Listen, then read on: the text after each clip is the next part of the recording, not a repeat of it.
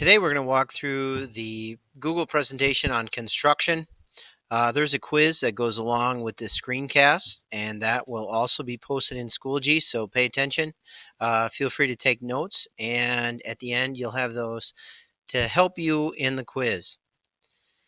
When we talk about construction, there's really multiple areas of construction.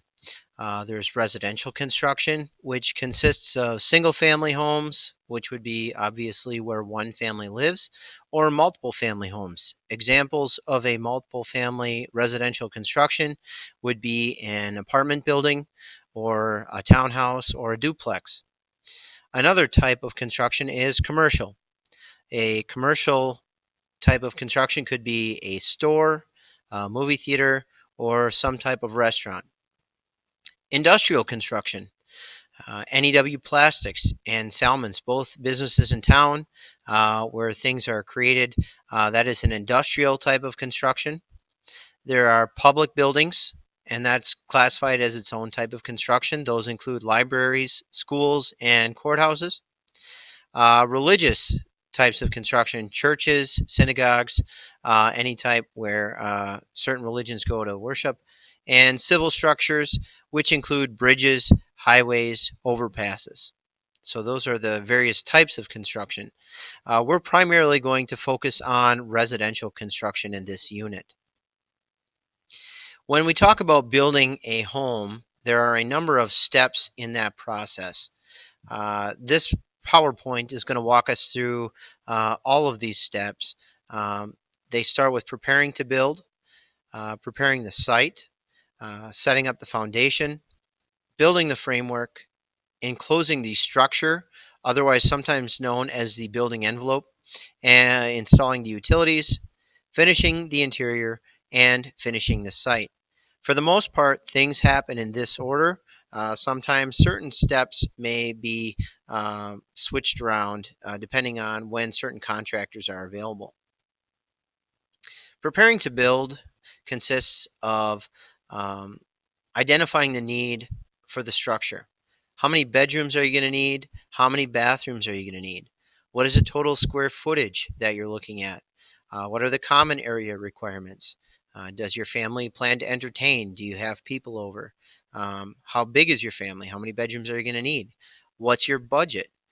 Current cost for new construction is approximately $150 per square foot. So that's a significant factor in determining how big of a house you're going to build.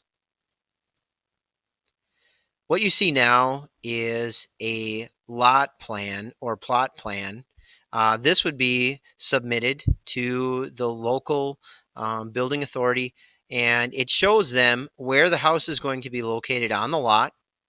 It identifies what we call the setbacks, or the distance the house must be away from the lot lines.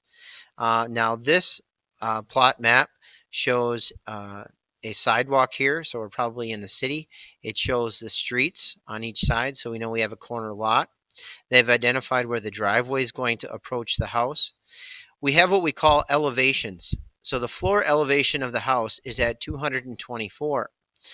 The elevations of the exterior of the house range from 226, 228. Those are important for watershed, making sure that the water goes away from your house.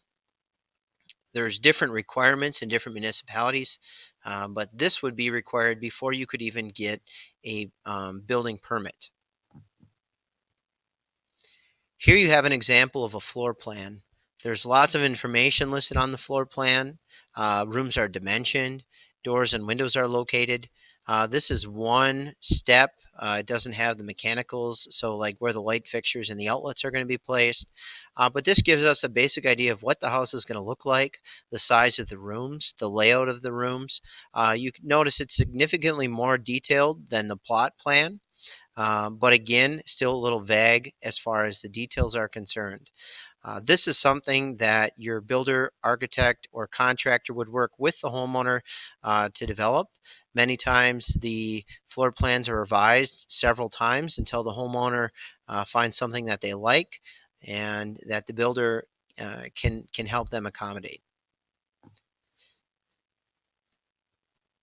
Preparing the site, depending upon where you're building a house, there's going to be a number of steps involved. Now, if you're going to build a house out in an open field, this process is going to be a little bit easier. If you're building a home in the woods and you need to cut down and remove brush and trees, it's going to take a little bit longer. If you are building in a rural area where it's not close to the street, you're going to have to create your own driveway. Sometimes, if it's set back significantly, you may need to install culvert through the ditches. You're going to have to excavate, which is basically digging the hole for the basement. Depending on the type of foundation, that'll determine what kind of excavation.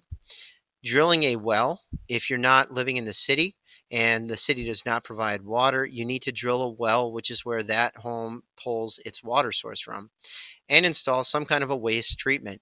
If you live in the city, again, your sewer is connected to the city. If you're not in the city, though, and you're out in the country, you're going to need your own septic system, mound system, or holding tank, always to take care of the waste coming out of your house. I'm going to stop this video and break it into a second section.